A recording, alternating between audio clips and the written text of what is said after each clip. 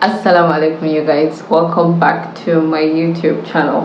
So today's video is going to be a book review of this book, Discover Your Destiny by Reverend Sharma. This book is a sequel to The Monk Who Sold His Ferrari. So let's get into it.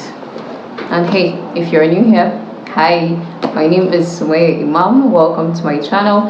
This channel is a combination of motivation, vlogs, and entertainment. I hope you learn and enjoy, and subscribe to join this journey, because why not? You don't want to miss out. The story first, it has two main characters, Julian and Dar. Dar is a businessman. He owns different hotels. He's a father of 3 and he's divorced. And Julian is a monk. So at the beginning of the story, Dar was about to commit suicide. He was on the floor in a hotel room about to kill himself because he felt he didn't feel any purpose in his life anymore.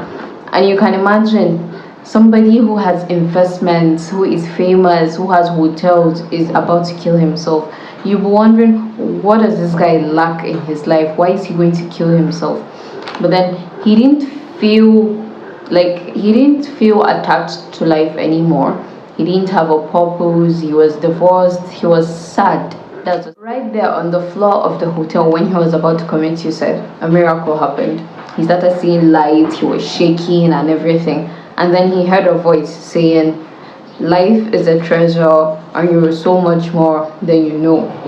Life is a treasure and you're so much more than you know." So he stood up. He was literally in tears. He was sweating and everything. And he went home. He didn't commit the suicide anymore. And he was amazed by that miracle and everything. The next day he went to work. That's where he met his manager. And there in the work, his manager was telling him about a seminar, which was like all these motivational programs and all. And then he was not interested. But then the manager was telling him that he had already bought ticket to the seminar, and then something came up and he will not be able to go, so please, he wants him to go, and he believes that a miracle is going to happen to him in this seminar. He was able to convince him, and Dar, our superstar, went to the seminar. So when he goes to the seminar, he enjoys the program, everything. He said the speech was okay, he loved it, he was in the spirit, you know. So after the seminar ends, Dar receives a letter. Like, he sees a letter beside him with his name written on it, and he was wondering, who knows me in this place? And then the letter read, "Stop living your life as a lie, Dar. Be true to yourself and your destiny will come knocking. I'll meet you backstage." Nice shirt, by the way. I like the stripes. Very hip. So curious Dar goes backstage to see who sent him the letter, like where's the source of the letter. So after the door opens dramatically, he then sees a man dressed in a robe. You know that robe that monks used to wear now. He was like, slowly and dramatically, the figure turned towards me and looked straight in my eyes. He seemed to touch my soul with his striking gaze. In my entire life, I have never met anyone who exuded such power. He looked youthful, tanned, had a thick head of dark hair, and seemed to be in superb physical condition, looking like some Greek god or perhaps a movie star. The monk giving the model vibes. Come on. This is where Dar the superstar meets Julian the superstar. Julian the monk. And Julian here has an entire story. After he and Dar starts discussing about, oh, your life is this, life is that, that's when he introduces himself, saying he's Julian and things like that. And Dar remembers him from his childhood. Dar's father was Julian's colleague. Julian was a lawyer, and he was like a very successful lawyer. He was famous. He had a mansion and a red Ferrari, a beautiful red Ferrari.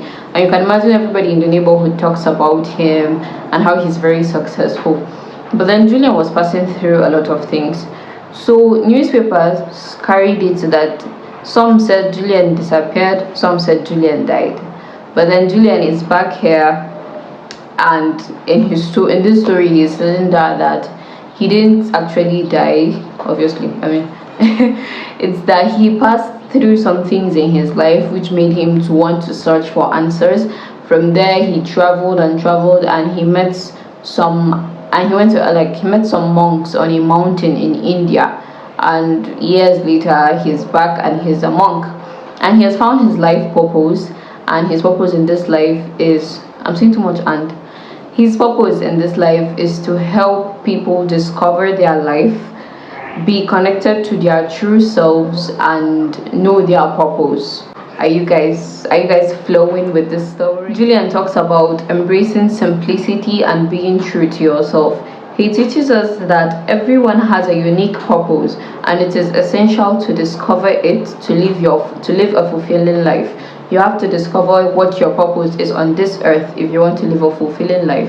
Ask yourself, what gives you a sense of purpose? What is that thing that gives you a sense of purpose? Hey, since you've reached this part of the video, have you clicked the subscribe button? If you're enjoying the video, why not click the subscribe button now? Share to your friends because they need to learn from this book too.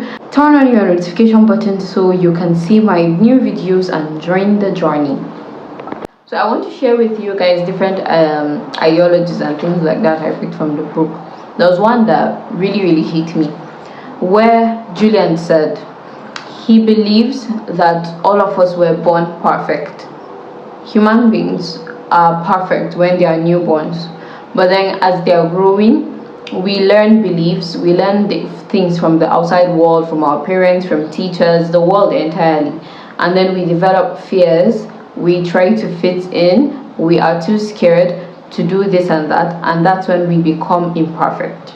So we are perfect when we are born, but we now become imperfect.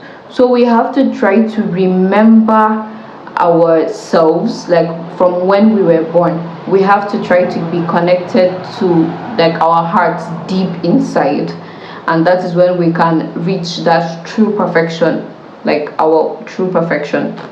I hope you understand what I'm saying.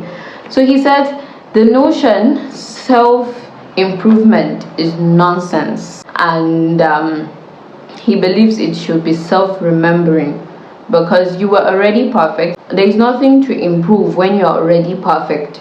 So you are only remembering yourself, you're only trying to get back to your roots. Yeah. Well, as I was reading this book, I just felt how it connects you so much with your deen.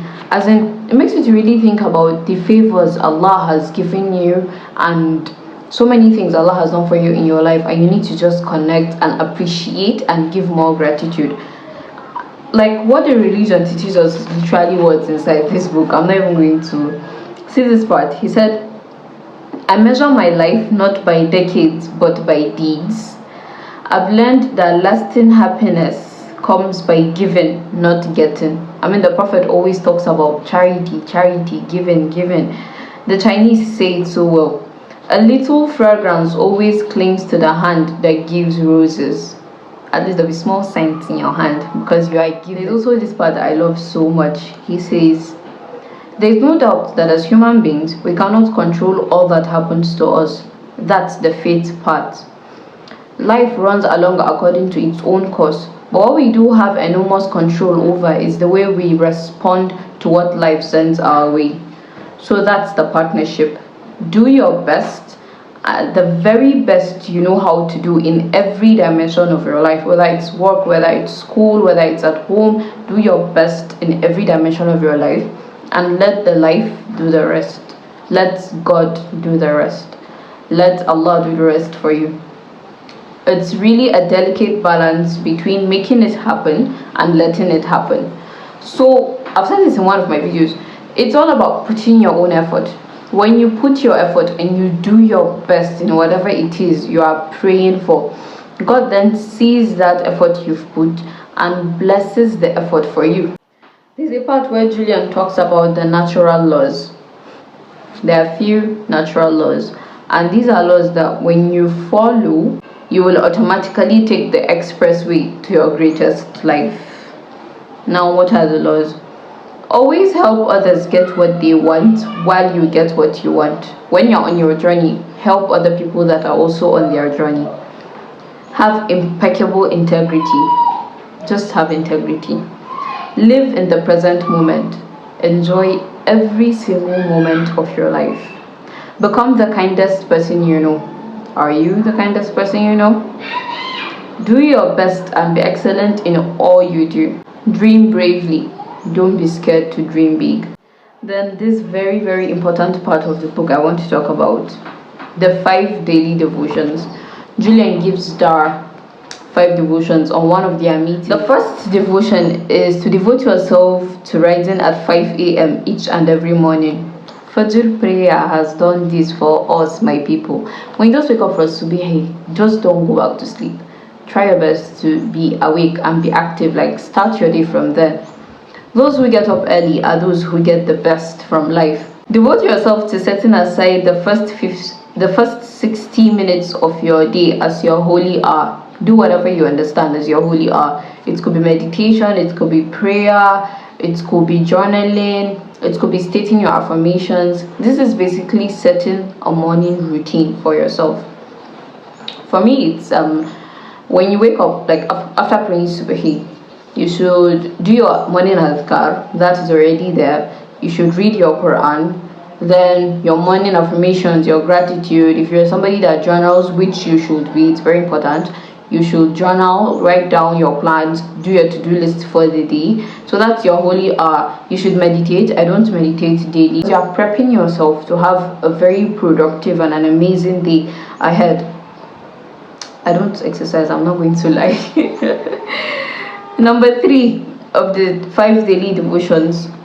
Devote yourself to displaying a standard of care, compassion, and character well beyond what anyone could ever imagine from you. Number 4. Devote yourself to displaying a standard of excellence at work far higher than anyone would ever expect from you, whatever dimension you find yourself. Number 5. Devote yourself to being the most loving person you know and thinking, feeling, and acting as though you are one of the greatest people currently on earth, because you are. Just think and act like you're one of the greatest people currently on earth, because you are. Because I am. I'm not going to lie about that one. Come on. So these are few of the things I learned from our chilling monk in a Ferrari when I met him inside this book. And I hope you guys would pick a copy of this book. I don't know where you would find it, or maybe you should just go and Google it or something. But I just want you to read this book, Sha. It's not about like motivation, or no, it's about connecting with yourself, going back to your roots, and just being your best self throughout, and being happy, like being truly happy. The main thing I learned from this book is that the simple pleasures of life are the most fulfilling. Things you take for granted are the most fulfilling. And my advice to you from what I learned from this book is always be gentle with yourself. Try to live in the moment, like live every moment of yours like it's your last. Take care of yourself, because you are an amana to you. Be honest and true with yourself at all costs. Live and dream big. Dream bravely. Don't be scared. Don't feel like, no, I can't achieve this. You can, only if you set your mind to. There's something I want to share with you guys. I learned it from a video of Lisa Nichols I watched years back with my mom. She was like, she's not scared to let her light shine. She's going to allow her lights to shine. And whoever her light is affecting, they should put their shades on, because she ain't reducing her light for nobody. So you should not put off your lights for nobody. Yes, that's from Lisa Nichols. No, but imagine a monk with a red Ferrari. Oh my god. Like without their robe and everything. And then he has a knapsack which he carries around. And then he's in a red Ferrari. Just imagine. It's actually very nice. So you guys, if you've reached the end of this video, let me just tell you that you are a legend, and thank you so much for watching this video. To be honest, I hope you learned from the things I said, and I do hope you look for this book and read. Comment what you learned in the comment section, because I am always there waiting for you people's comments in the comment section. If you haven't subscribed already, click that subscribe button so that you can join us on this journey, because why not?